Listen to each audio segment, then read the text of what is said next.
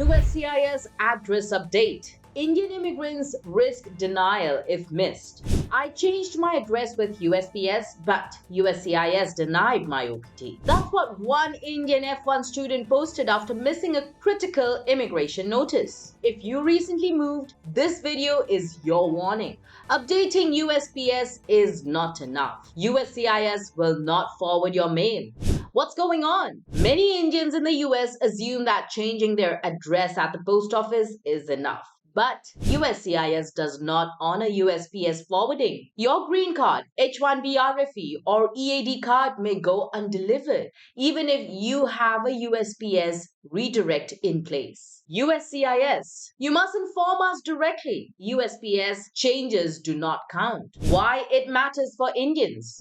Whether you're on F1, H1B, L2, OPT, or pending GC, you must notify USCIS within 10 days of any move. Indians who often navigate multiple visa stages from F1 to H1B to green card are at high risk due to frequent address changes during job or status transitions.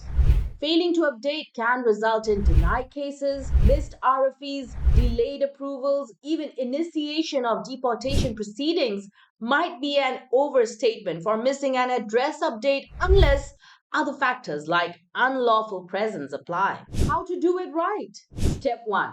Change your address at USPS.com for regular mail. Step 2. Go to My USCIS and use the Enterprise Change of Status E-COA tool. Step 3. If offline, file Form AR11 and include all receipt numbers. Save email confirmations and keep a copy of your submission. What's next? Moved recently? Stop everything and update USCIS today. If your visa is pending, this update is not optional. Comment. When did you last move and how did you file? E-COA or AR11? Like this video to get updates tailored for Indians in the US. And subscribe now for more real-time immigration alerts from India to America.